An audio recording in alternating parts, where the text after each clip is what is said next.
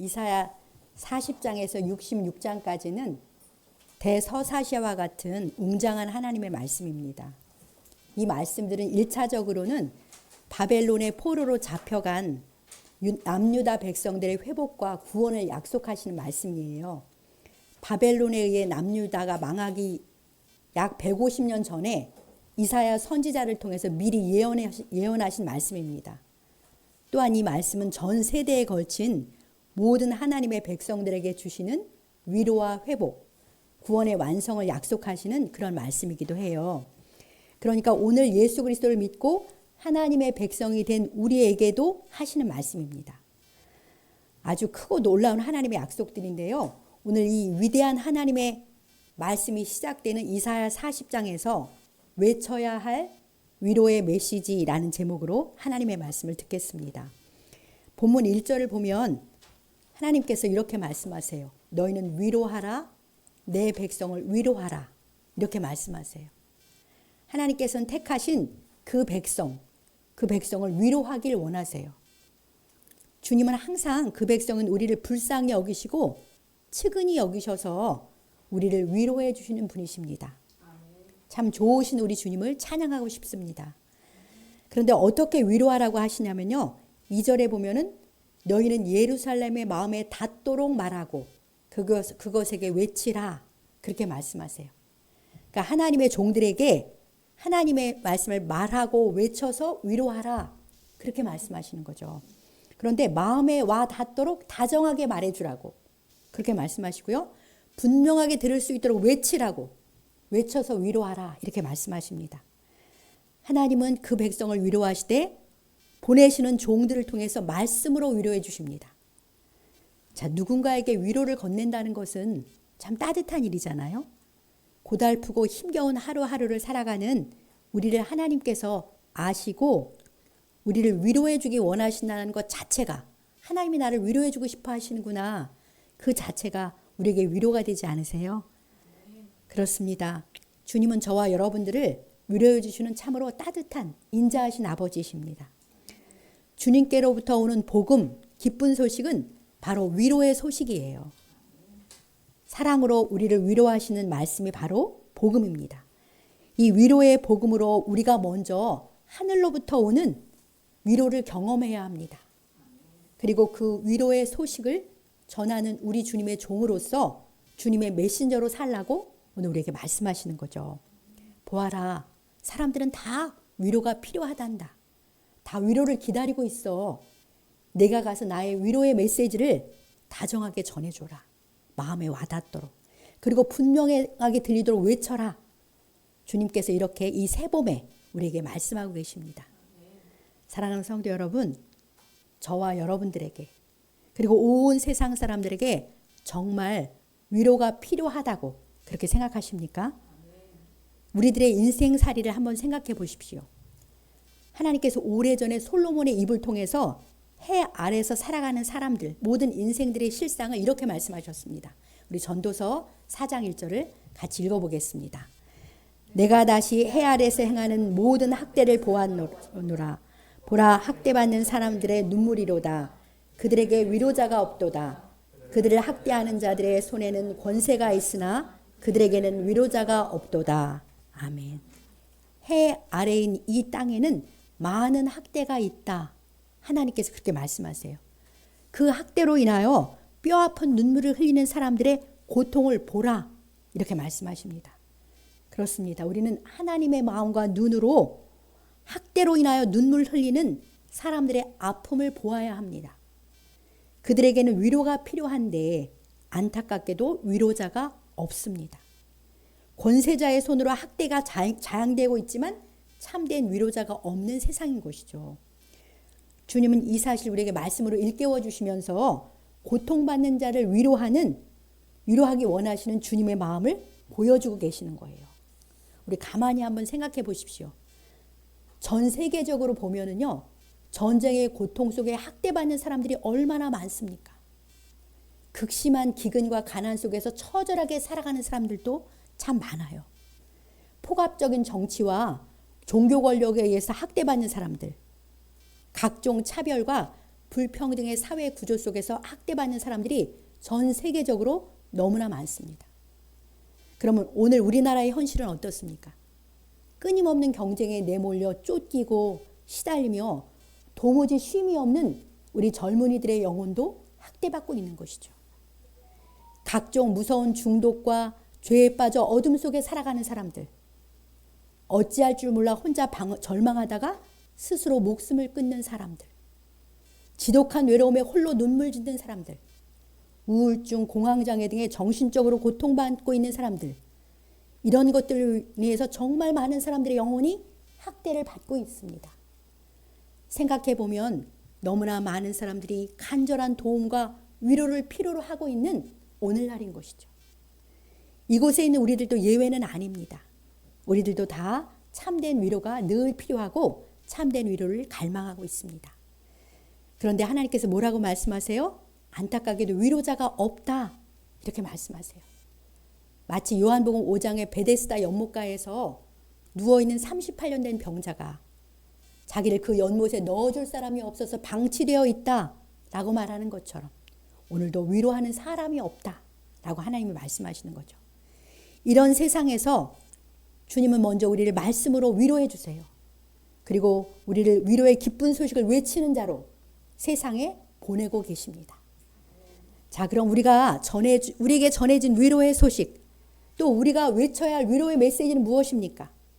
첫 번째로 우리를 묶고 있던 죄와 죽음의 권세에서 이제는 해방되었다. 우리의 모든 죄악은 사함을 받았다는 기쁜 소식이에요. 우리에게 근본적인 자유와 구원이 임했다는 놀라운 위로의 소식입니다. 자, 우리 2절 하반절 그 노역의 때가 끝났고 때부터 같이 읽어보겠습니다. 그 노역의 때가 끝났고 그 죄악이 사함을 받았느니라. 그의 모든 죄로 말미암아 여호와의 손에서 벌을 배나 받았느니라 할지니라 하시니라. 네, 이것이 첫 번째 위로의 메시지예요. 너희가 마귀와 죄의 종으로 끌려다니면서 죄의 노예로 살고 있었는데, 그래서 죄만 짓고 살았는데 이제 그 노역의 때가 끝났다. 그때 너희가 지은 모든 죄악은 다 사함을 받게 되었다. 왜냐하면 너희의 모든 죄악을 짊어지고 내 아들 예수가 내 손에서 벌을 배나 받았기 때문이다. 이것이 하나님께서 우리에게 외치시는 위로의 말씀입니다.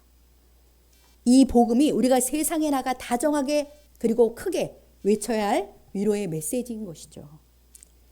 우리는 일생 마귀와 죄에 매여서 죄만 짓고 살 수밖에 없었잖아요.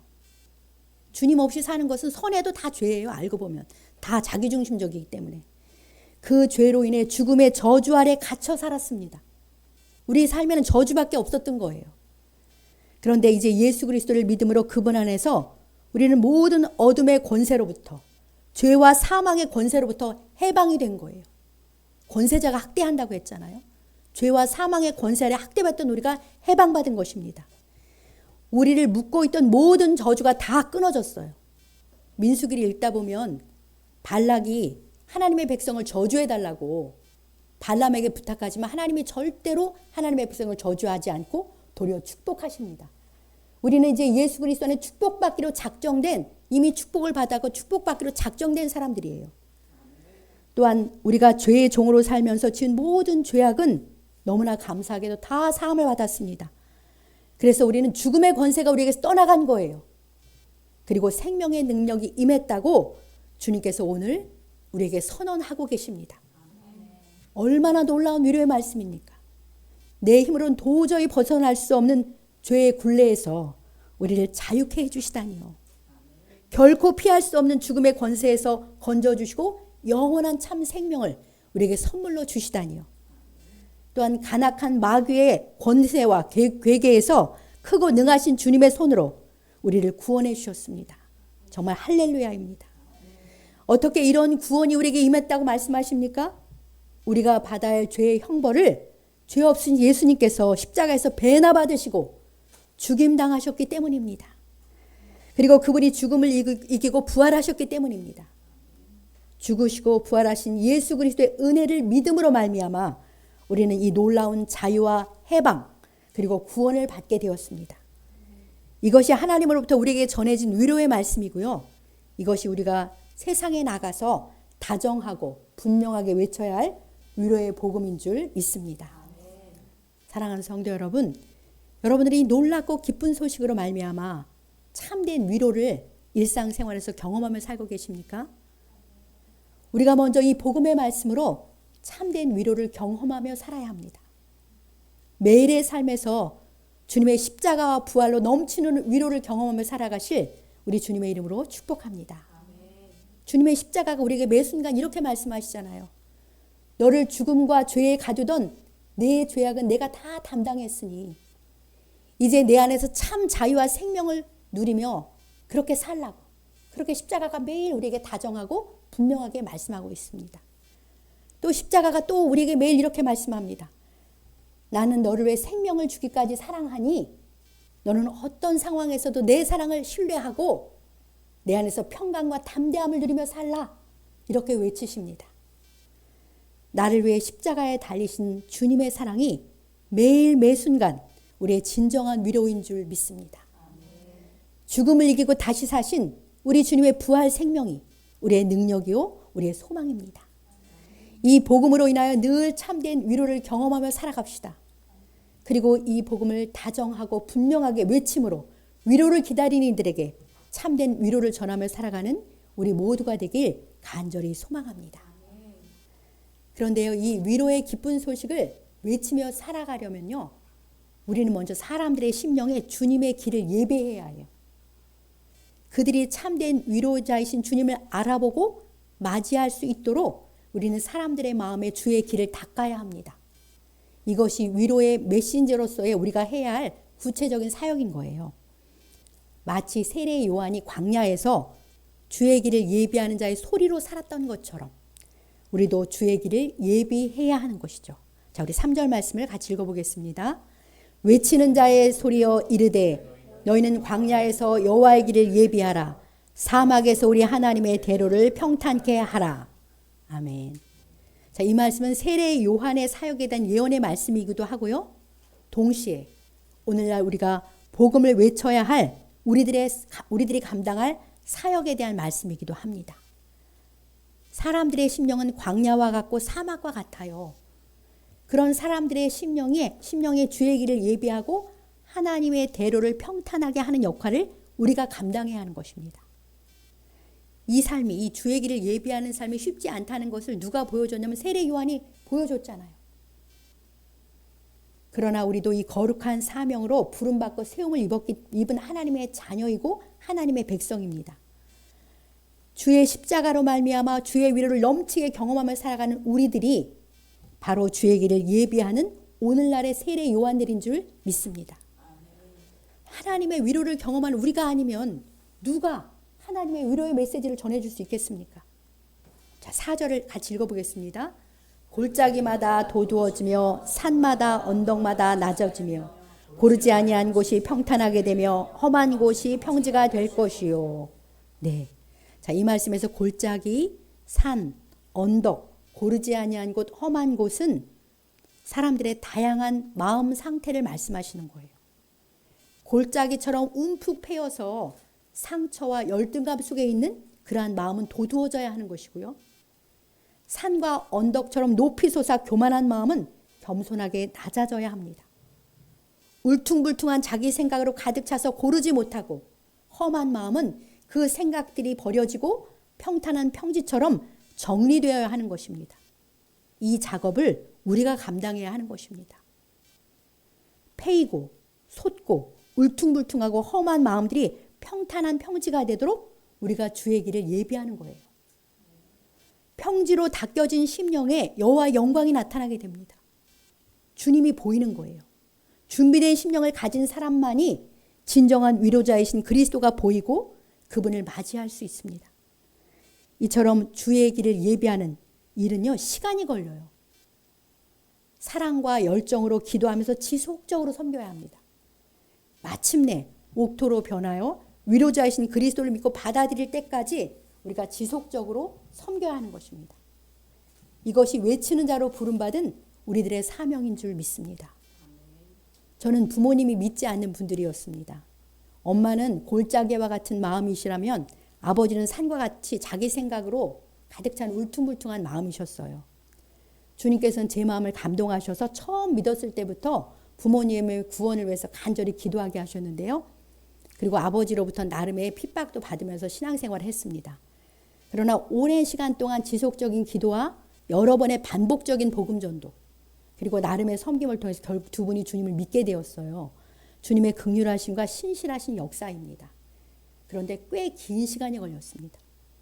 우리는 주님의 길을 예비하는 자로서 주위 사람들을 위해 기도하면서 사랑과 믿음으로 신실하게 지속적으로 섬겨야 합니다. 이 귀한 사명을 신실하게 감당하는 주의 백성으로 살아가시길 우리 주님의 이름으로 축복합니다. 자, 그럼 우리가 외쳐야 할 두 번째 위로의 메시지는 무엇입니까? 자, 6절 7절을 같이 읽어보겠습니다. 말하는 자의 소리여 이르되 외치라. 대답하되 내가 무엇이라 외치리이까 하니 이르되 모든 육체는 풀이요 그의 모든 아름다움은 들의 꽃 같으니 풀은 마르고 꽃이 시들면 여호와의 기운이 그 위에 불미라. 이 백성은 실로 풀이로다. 아멘. 자, 두 번째로 외쳐야 될 위로의 메시지는 모든 육체는 풀같이 곧 마르고 그 모든 아름다운 꽃같이 곧 시든다. 그걸 외치라는 거예요. 모든 육체가 풀이고 그 모든 아름다움이 들의 꽃에 불과하다는 소식이 어떻게 위로의 소식이 될까요? 하나님이 기운이 그 위에 불면 육체는 풀처럼 마르고 아름다움과 영원한 꽃처럼 시든다. 이 백성은 실로 풀이다. 이 진리를 외치라고 하십니다. 이것이 우리에게 위로를 주는 메시지라고 하나님께서 말씀하시는 거예요. 여러분들은 이 진리의 말씀에 위로를 받으십니까? 도리어 우리 인생의 허무함을 느끼게 해주는 그런 진리잖아요. 그런데 허무한 우리 존재의 실상을 제대로 보고 깨달아야만 합니다. 우리가 고뇌하고 연연해야 하는 것들이 다 풀 같은 육체 때문이고요. 꽃같이 사라질 세상 영화 때문이잖아요. 우리는 다 곧 마르고 시들 것들, 곧 사라질 것들을 잡으려고 온 힘을 쏟으며 욕심부리고 아둥바둥 살고 있지 않습니까? 잡은 것 같지만 잡히지 않는 것들, 곧 빠져나갈 허무한 것들을 것들의 일생매여 종로로 타는 우리들입니다. 그런 우리들에게 하나님께서 그것들의 실상을 깨달으라고 이 진리를 외치라고 하시는 것입니다. 그것은 허상에 불과하다. 곧 사라질 허무할 것들이라고 하나님께서 외쳐 말씀하십니다. 그러니 더 이상 그것들에만 연연해 하지 말고 거기에만 소망을 두지 말라. 이렇게 말씀하시는 거죠. 풀처럼 마를 육체와 꽃처럼 시들 세상 영화의 허무한 실상을 깨닫고 사라지지 아니할 영원한 것들을 갈망해라. 영원히 사라지지 않는 것들, 참 생명과 참 만족과 참 평안과 참 기쁨을 주는 영원한 것들이 있다. 그렇게 외쳐 말씀하시는 것입니다. 그 영원한 것을 찾아서 소유하며 참된 위로와 소망을 얻고 누리며 살라 하시는 것이죠. 자, 이 분명한 진리를 일찍이 깨달은 사람이 있어요. 시편 기자인데요. 자, 시편 기자가 이 진리를 깨닫고 어떻게 고백하는지 시편 39편 4절을 7절을 뜻을 생각하면서 함께 읽어보겠습니다. 여호와여 나의 종말과 연한이 언제까지인지 알게 하사 내가 나의 연약함을 알게 하소서. 주께서 나의 날을 한 뼘 길이만큼 되게 하심에 나의 일생이 주 앞에는 없는 것 같사오니 사람은 그가 든든히 서 있는 때에도 진실로 모두가 허사뿐이니이다. 진실로 각 사람은 그림자같이 다니고 헛된 일로 소란하며 재물을 쌓으나 누가 거둘는지 알지 못하나이다. 주여 이제 내가 무엇을 바라리요 나의 소망은 주께 있나이다. 아멘. 시편 기자는 자기 삶이 얼마나 짧은지 자신이 얼마나 연약한 존재인지 알게 해달라 이렇게 기도했어요. 그 결과 그는 깨달았습니다. 이 세상에서의 자기의 날은 주님의 손에 달렸는데 그 길이가 한 뼘 길이로 주님 앞에는 없는 것 같다. 없는 것 같은 존재라는 걸 깨달은 거예요. 그러니까 내 인생이 이제 든든히 서 있다. 라고 해도 다 허사뿐이라고. 든든히 선 것 같아도 곧 마감되고 끝날 것이니까요. 그림자처럼 곧 사라질 인생입니다. 열심히 재물을 쌓아도 그것이 누구의 것이 될는지 알 수가 없습니다. 그러니 이 땅에서 우리의 삶 자체는 얼마나 허무합니까? 우리 하나님의 기운이 불면 곧 사라질 것에 불과한 거예요. 이 분명한 사실을 기억하며 살아가시기 바랍니다. 이 진리를 깨달은 시편 기자의 결론이 무엇입니까? 주여 이제 내가 무엇을 바라리요? 나의 소망은 주께 있나이다. 주님, 이제 저의 소망은 영원하신 주님뿐입니다. 영원하신 주님을 온전히 소유하고 영원하신 주님으로 만족한 삶을 살겠습니다. 이렇게 고백하고 있는 거예요. 이 고백이 우리의 모두의 고백이 되길 소망합니다. 주님, 더 이상 사라질 허무한 것들을 얻기 위해 제 인생을 바치지 않게 하여 주시옵소서. 영원하신 주님만이 저의 소망인 줄 믿습니다. 우리 주님을 깊이 알고 싶습니다. 저에게 주님의 영광을 나타내 보여주시옵소서. 우리 주님으로 충만하고 주님으로 만족한 삶을 살고 싶습니다. 이런 영적 갈망을 가지고 영원하신 주님을 알고 온전히 소유하게 힘쓰는 우리 모두가 되길 축복합니다. 오늘 본문 8절에서도요. 우리가 외쳐야 할 결론적 메시지는 시편 기자의 고백과 동일합니다. 자, 우리 8절 읽어보겠습니다. 풀은 마르고 꽃은 시드나 우리 하나님의 말씀은 영원히 서리라 하라. 그렇습니다. 우리 육체는 곧 마르고 세상 영화는 다 곧 시듭니다. 오직 하나님의 말씀만이 영원히 서 있습니다. 하나님의 말씀이 곧 주님이시잖아요. 영원하신 주님과 그 말씀만이 우리의 참 소망입니다. 우리는 이 분명한 진리를 외쳐야 합니다. 그러려면 내가 먼저 이 진리 위에 굳게 서서 실제로 영원한 것을 추구하며 그것을 위해 살아야겠습니다. 그러면 어떻게 됩니까? 주님께서 영원하신 말씀으로 우리에게 이렇게 약속하세요. 우리가 잘 아는 마태복음 6장 33절을 함께 읽겠습니다. 너희는 먼저 그의 나라와 그의 의를 구하라. 그리하면 이 모든 것을 너에게 더하시리라. 아멘. 우리가 먼저 영원하신 주님의 나라와 영원한 주님의 의를 추구하며 살면 이 세상에서의 의식주 등의 우리의 모든 필요는 주님께서 그 은혜와 능력으로 더하여 주신다. 이렇게 약속하십니다. 이 약속을 믿고 영원히 사라지지 않을 것들, 곧 주님의 나라와 주님의 의를 먼저 구하며 살아갑시다. 주님의 나라와 주님의 의를 구하는 삶은 내가 먼저 그 진리의 복음 위에 굳게 서서 살아가는 거예요. 또한 그 진리의 말씀, 위로의 복음을 다정하게 외치며 살아가는 삶인 줄 믿습니다. 이 분명한 진리 위에 굳게 서서 참된 위로와 소망을 누리며 사시고 이 복음을 힘껏 외침으로 참된 자유와 생명을 전하며 살아가는 우리 모두가 되길 우리 주님의 이름으로 간절히 축복합니다. 이제 끝으로 주 예수님 안에서 이 복음의 진리로 참된 위로를 경험한 우리가 어떤 태도로 이 위로의 소식을 전해야 되는지 우리 9절 말씀을 함께 읽어보겠습니다. 아름다운 소식을 시온에 전하는 자여 너는 높은 산에 오르라. 아름다운 소식을 예루살렘에 전하는 자여 너는 힘써 소리를 높이라. 두려워하지 말고 소리를 높여 유다의 성읍들에 이르기를 너희의 하나님을 보라 하라. 아멘. 이 말씀들은 아름다운 소식이에요. 우리가 지금까지 나눈 말씀이 아름다운 소식이잖아요. 왜냐하면 이 말씀은 영원한 하나님의 말씀이기 때문에 아름다운 소식이고요. 참인 진리이기 때문에 아름다운 소식입니다.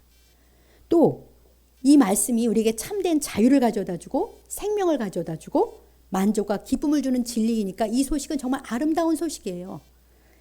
이 아름다운 소식을 먼저는 택함 받은 하나님의 백성인 시온에게 교회에 전하라고 하는 거예요. 주님은 이미 구원받은 성도인 우리들에게요. 이 아름다운 소식을 계속해서 반복적으로 전해주세요. 우리가 진정 이 아름다운 복음에 굳게 서야 하기 때문입니다. 한 번 들어서 제대로 깨닫는 것이 아니잖아요. 반복적으로 들어야 내 안에 각인이 되고 그것이 내 삶이 되고 내 것이 됩니다. 그래서 주님의 종들을 통해서 계속해서 반복적으로 전해주시는 거예요. 오늘도 우리는 이 참된 위로의 메시지를, 이 아름다운 소식을 들으면서 영원하신 주님과 그 말씀을 기뻐하면서 마음에 새기고 있는 것이죠. 또한 창세전부터 주님의 택함을 받았지만 아직 주님을 만나지 못한 사람들이 있어요. 그런 사람들을 찾아서 전해야 하는 것입니다. 구원받기로 작정이 되어 있지만 아직 주님의 양의 우리에 들어있지 않은 사람들, 그런 사람들이 있습니다. 그런 사람들 찾고 찾아서 그들에게도 이 아름다운 소식을 전해줘야 하는 것이죠.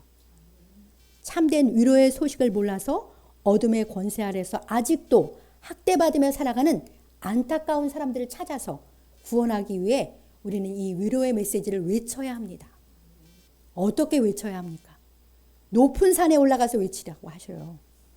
다 보고 들을 수 있도록 높은 산에 올라가서 외쳐야 합니다. 다 들을 수 있도록 힘써 소리를 높여 큰 소리로 전하라는 거예요. 두려워하지 말고 소리를 높여 외쳐야 합니다. 높은 산에 올라가려면 애쓰고 수고해야 되잖아요. 그렇습니다. 우리는 이 참된 위로를 기다리는 그 사람들을 찾아내기 위해서 수고하고 애쓰면서 이 복음을 전해야 합니다. 부끄러워하지 말고 두려워하지 말고 소리를 높여 큰 소리로 전해야 하는 것이죠. 우리의 하나님을 보십시오. 우리의 구원자 예수 그리스도를 믿으십시오. 곧 그분이 강한 자로 오십니다. 그분만이 마귀와 죄와 죽음의 권세에서 우리를 구원해내십니다. 그분만이 우리에게 진정한 자유와 생명을 주십니다. 허무하게 사라질 이 세상의 것들에만 몰두하는 어리석음을 버리십시오. 영원하신 하나님과 그 말씀에 소망을 두며 살아갑시다.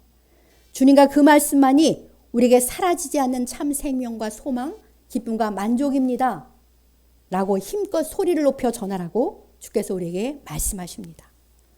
사랑하는 성도 여러분, 주님께서 얼마나 힘껏 소리를 높여 이 복음을 우리에게 반복적으로 전하고 계십니까?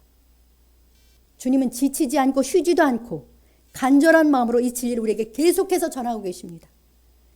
이토록 우리에게 진심이신 주님의 마음과 이 진리가 이제 잘 들리십니까? 들리시기 바랍니다. 마음으로 받으시기 바랍니다. 이 참된 위로의 복음을 기쁨으로 받고 이 복음을 위해 우리의 삶을 세우며 살아갑시다. 그래야 이 아름다운 소식을 소리 높여 전할 수 있지 않겠습니까? 우리 죄 때문에 벌을 배나 받으신 우리 주님의 십자가의 사랑에 감격하고 감사하며 더 이상 죄와 죽음의 종노릇하지 말아야 합니다. 주의 성령 안에서 참된 자유와 생명을 누리며 살아가시기 바랍니다. 더 이상 허무한 세상의 것을 얻는 것에 몰두하지 맙시다.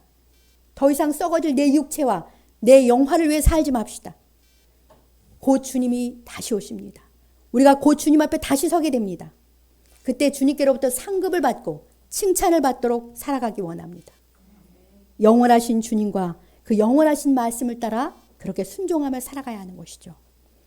우리의 참 소망이신 주님을 알고 소유하게 힘쓰며 살아가는 지혜로운 우리 모두가 되길 원합니다. 또한 이 아름다운 소식을 모두가 들을 수 있도록 힘써 소리 높여 외치며 살아가므로 위로의 메신저로서의 귀한 사명을 기쁨으로 감당하는 우리 참된 교회가 되길 주님의 이름으로 간절히 축복합니다.